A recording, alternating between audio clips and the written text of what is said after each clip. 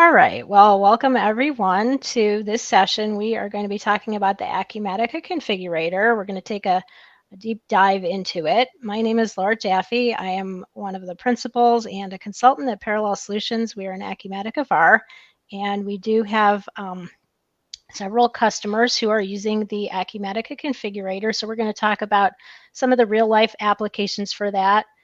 And then we'll also talk about some of the limitations, and there are some other options for configurators out there, but we're going to spend most of our time on the Acumatica product configurator, and then we'll try to leave a few minutes at the end for questions. So if you want to put any questions into the chat, that would be great. Also, if you want to send any confetti my way, that would be awesome as well.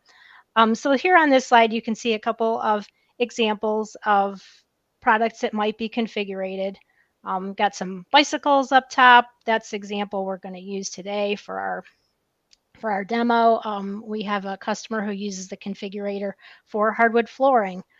They're choosing things like obviously the species, but as well the finish, the texture on that flooring, lots of different options, the width that you can add on that, and those are going to change how that part is made.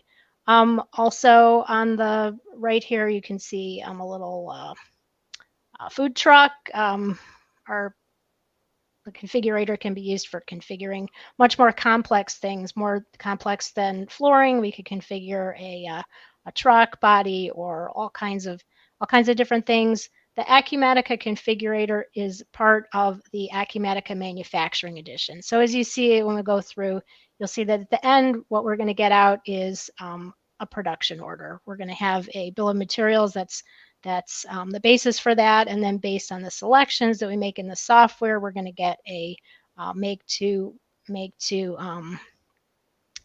spec production order for our product. What is a product configurator? Why would you want to use it?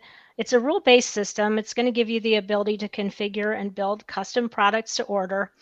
That's going to avoid you having to create a stock item and a bill of material for every single variation of the product. So you could create all of those bills of material manually, but that's a lot of work. Also, based on the rules and the other options that are selected, and as your configuration is configured, the configuration is going to give the user feedback as they're entering that product so that they won't be able to choose combinations that are not valid. So that's always a good thing as well. Some of that institutional tribal knowledge that your sales reps might have, a new person comes on board, they don't know all of that, they will be able to rely on the configurator. As well, it will build that bill of material and also can help with the pricing for the product. So I'll show you that as well. One of we'll get to some limitations later, but one of the key points regarding the Acumatica product configurator is that it really is designed for internal use by customer service. It is web-based. Everything in Acumatica is browser-based, but it's not an outward-facing tool. There is a web service API connector, which was added in 2023 R1, I believe. So you could build your own website that would pull information and write information back to that configurator, or there are other configurator options, but this configurator really is an internal tool.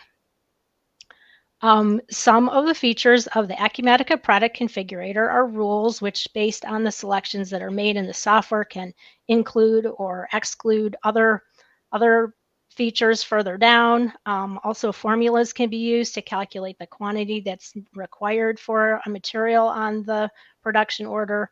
Various pricing options, like I mentioned. A supplemental item, which would be something that isn't necessarily part of the bill of material, but just an additional item that's added on. For example, if we're building a bicycle, maybe we're also going to send a helmet, and that would be added as a separate line item on the sales order rather than part of the production order. A configuration key on the bill of material, which is going to allow us to save that configuration. One of our customers that uses the configurator to build custom truck bodies, they have probably 50 different options in the configuration. They can save that configuration key, and then when their customer sales representative comes in to enter a new order that's similar to one that was already entered, it can take those settings and apply them to the next order, and then they can be adjusted if needed. Where is the Acumatica product configurator available in the software? You can use it on opportunities. Forgot to list that on this slide, but it's good on opportunities, quotes, sales orders, production orders, yes, and opportunities in the CRM. So we're going to go into the software now. These are some of the tips and tricks, and we'll come back to this slide when we're done, but I'm going to take you into the software live and show you some of the special features and tips and tricks. Let me change my screen here. So hopefully you are seeing a sales order. And if you look at this sales order, we have on here an inventory ID part that is a configurable bike. AMC to bike is the inventory ID. And before we delve too far into it, we're just going to go ahead and click on this row, and we're going to click on configure, and we'll see what the configurator looks like when it opens up. And this line has already been configured. If I want to make changes, I can unfinish and then make some adjustments. So you see here that we have a list of attributes, and these are questions that we're going to ask when we're building this part. So for example, what size is the frame, what color, what state. The reason that we have the state in there is because there are some different rules regarding helmet laws, depending on which state you choose. So if I go here and I choose Illinois instead of Ohio, and then I click off here, you'll notice that should notice if it updates there that I need a bike helmet now because I'm in Illinois. You'll see when we go into the configuration maintenance in a minute that we've set up a rule that specifies that we need the bike helmet in Illinois. So I could come over here and click on my bike helmet under options, and I can include that. You notice when I did that the price changed. So the price was $38.58 without the helmet. Now it's $38.97. I can also say I'd like to include the commuter pack bundle. So if I include that, you can see on the left that those features were automatically included. If I tick this off, now they're gone. So I'm going to go through my attributes, and my objective here is to make everything green. If I take out one of these mandatory questions, for example, I'll have an error here and it will tell me so. Everything should be good here, and then I need all of my options to be selected here. So I'll populate the attributes tab, and I'll populate the actions tab, and then I can finish my configuration and save the line back. So once I do that, then within Acumatica, what I can do is I can go ahead and create a production order for that line, and this would normally be done in a batch.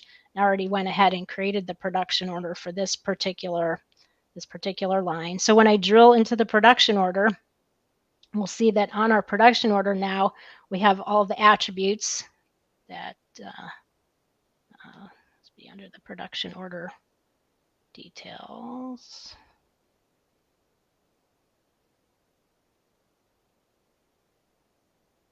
Try that again.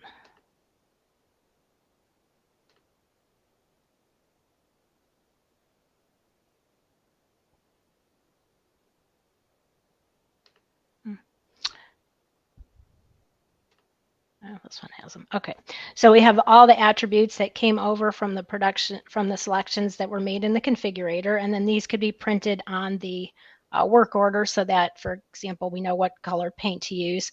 And then more importantly on our production order, well, equally importantly on our production order details, we're going to see the materials that we need. And you'll see when we go into the configuration maintenance that the quantity for some of these parts can be dynamic and based on the formulas, based on the selections. So in this case, based on the selections that were made, we know that we need 76.93 inches of the tube. You can also apply settings to round that, or apply different lot sizes. If we go down and look at the assembly here, we selected a motor based on our options, again, that were on the configurator, and that motor is a part on the production order. So that is what we get out of the output here. Now we'll go ahead and take a look, delve a little into how we get there.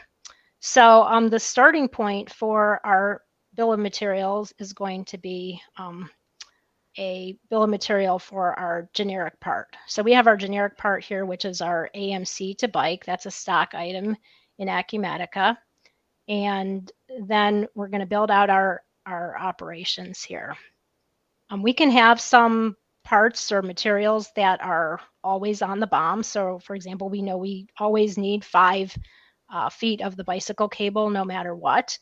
And then we can have other operations here where we have some standard parts and some materials that are going to come in based on the selections that we make.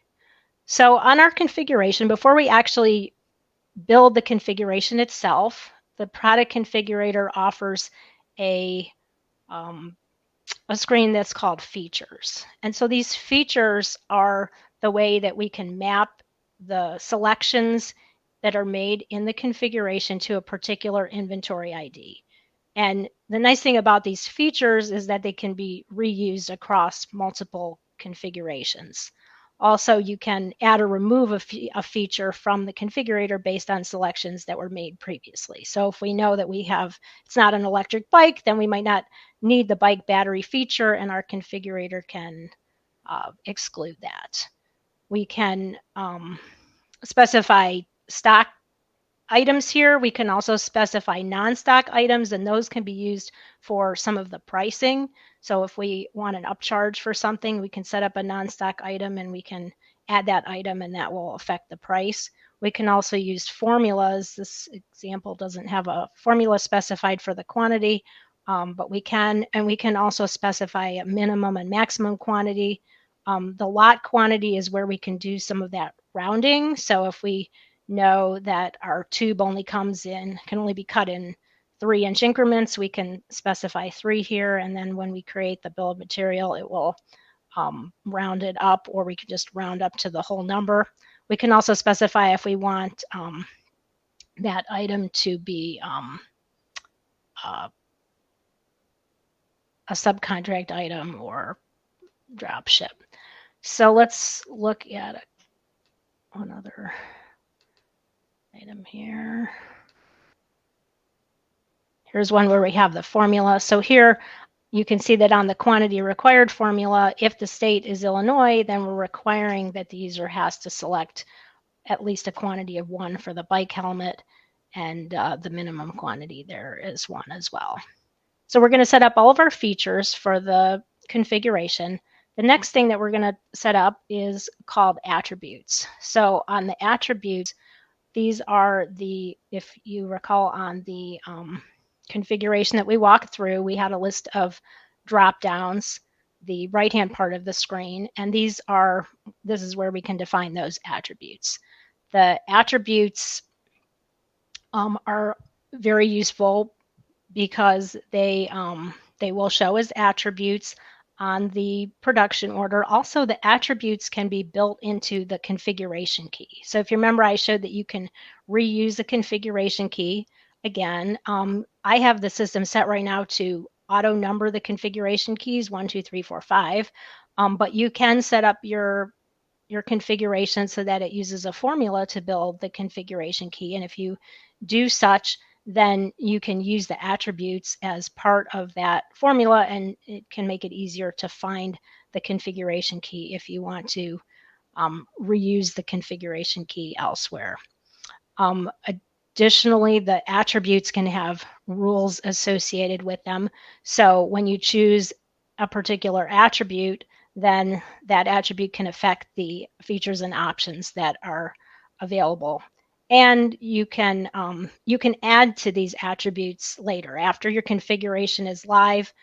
If you did need to add another color, so long as that color doesn't have any special logic associated with it, if you add that attribute later on, it will show in the configuration. Some of the other options and things that are changed in the configurator cannot be changed after your configuration goes live. You would need to create a new version of the configuration, and we'll talk about that in a minute. So I'm going to actually go over now with those features and attributes set up. Now we're ready to actually go look at the configuration itself.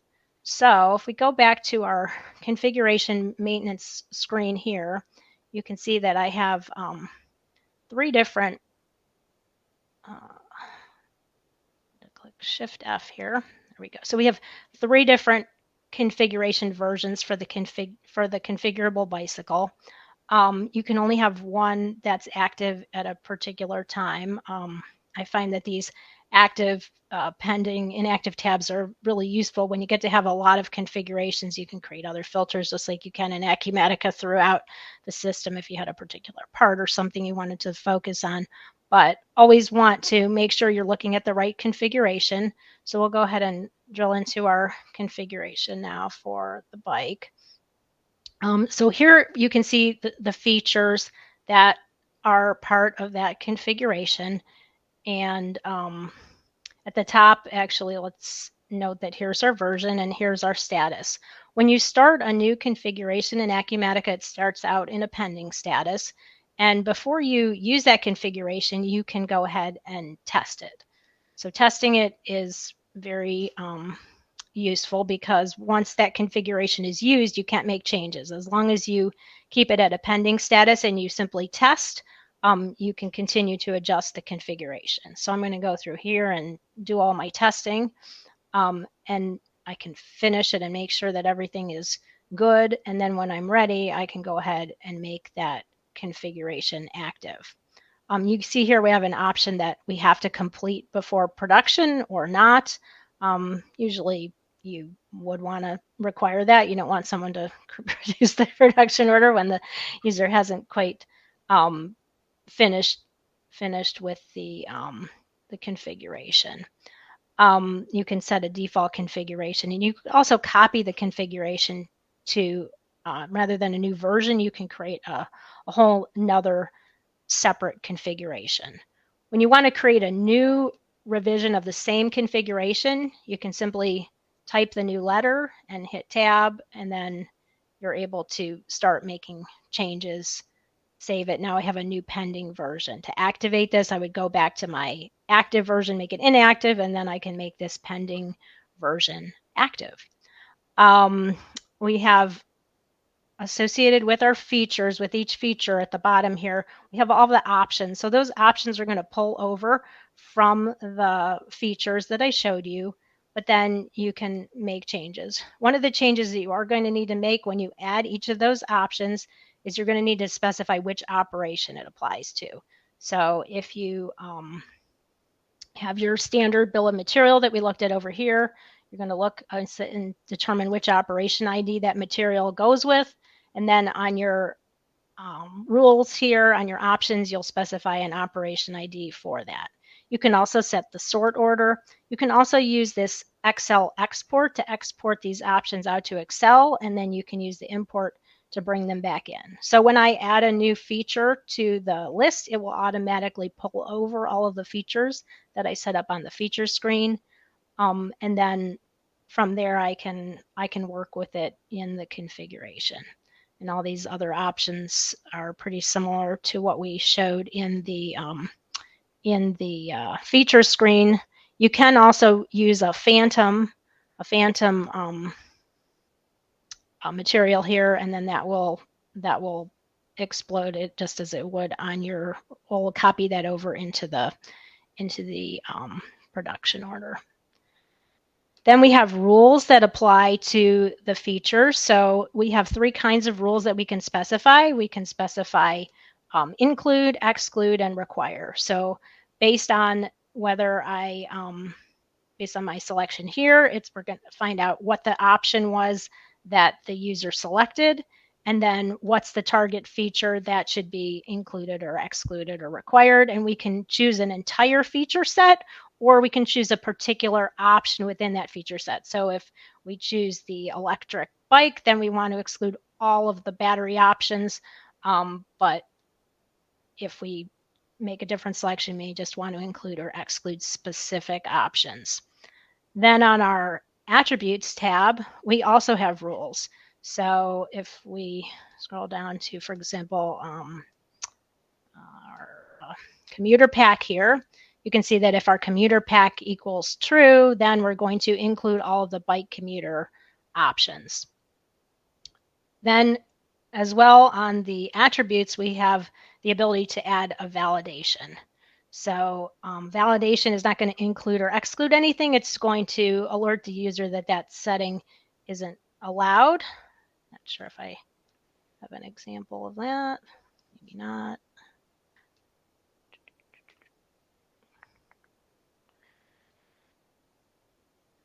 Not right here, but you can write a formula for that. You can see that we have formulas as well for our attributes. So for example, on the mountain bike, our formula for how much tube we need is based on the FS times the TSM. So this is kind of a cascading thing here. Here is our frame size, FS, and then multiply that by our tube size and divide by 3.14 pi and 2, and that will give us our formula here. You can use these formulas in some pretty clever ways in addition to calculating validations and whatnot. You can also use them here in the features. So when we come down to our options on some of these features, there's our tube size.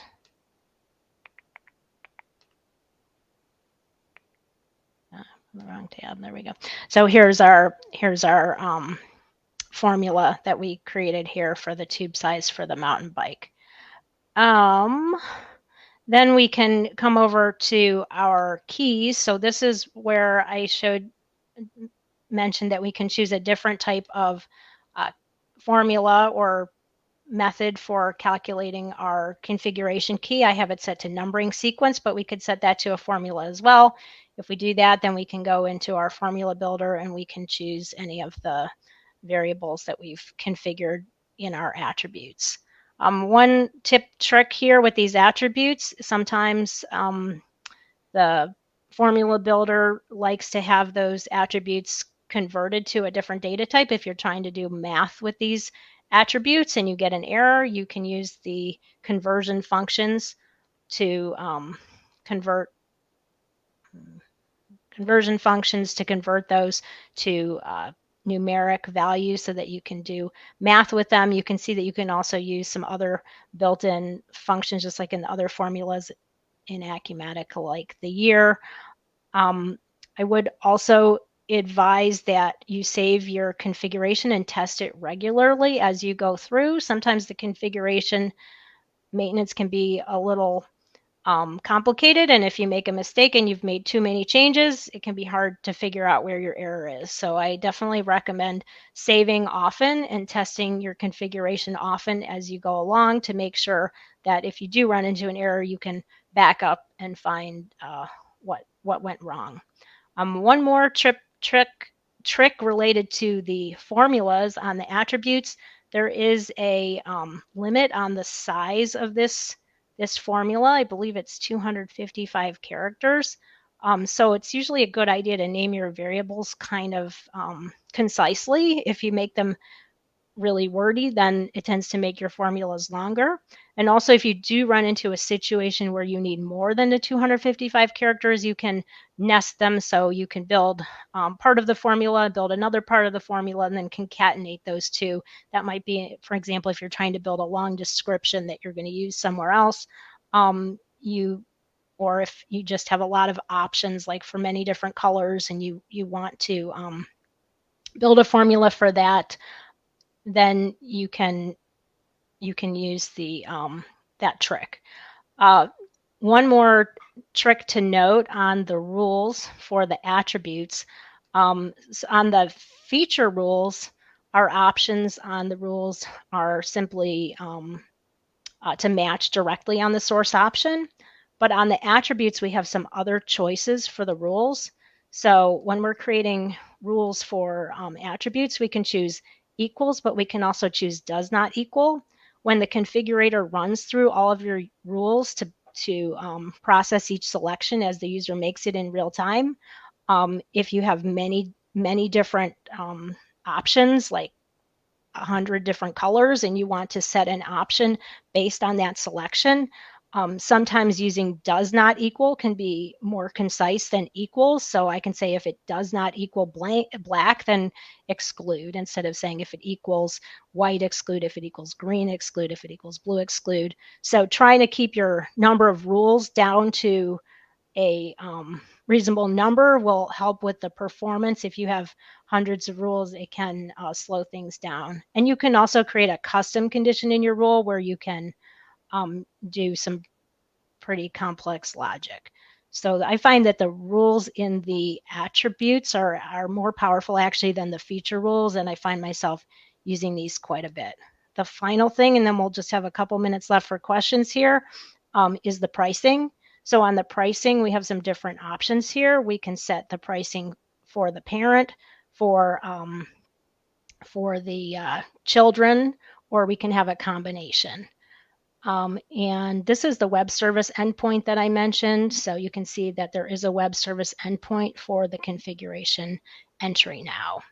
I'm going to pop back to the slide. I don't know if I got through all of these, but you can look at the slide.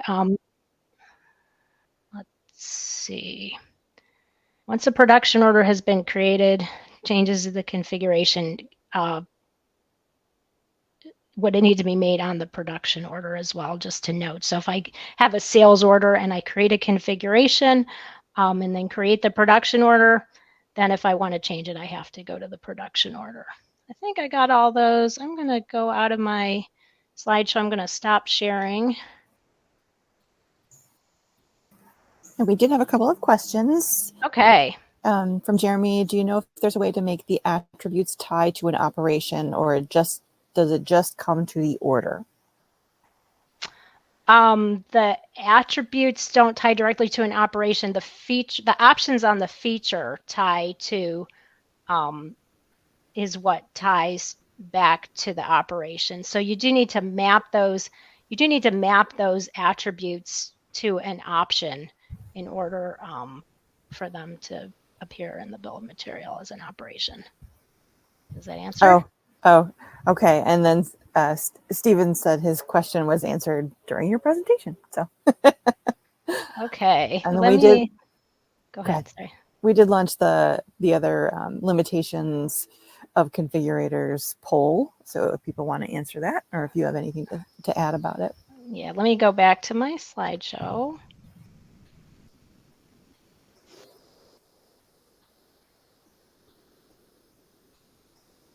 I'm just going to mention a couple limitations here. The Acumatica product configurator doesn't support, your bombs can have multiple levels, but just to note that the calculations, like the quantities, don't flow down to the lower levels. Also on those attribute drop downs, those are pretty much static. You can have a validation that depends on the selections above, but it won't change the options that appear in the drop downs. So just to keep that in mind. And then also, it's not really integrated out of the box for the e-commerce sites, where we do have the API endpoint. And there is a new integration that's being released. I believe Acumatica is working with and for applications that need a customer-facing configurator, client well, and that's a great option. So thanks for launching that poll. Are there any other questions? Looks like we've got about 1 minute. Perfect timing. So, and the good news is that the only limitation people are really talking about is that multi-level configuration being a little bit of a problem. Okay, very good. Well, thank you everyone for joining the session, and I hope that you all have good luck with the Acumatica product configurator. Love to hear from any of you. This is my email address. If anyone wants to reach out, feel free. Thanks, everyone.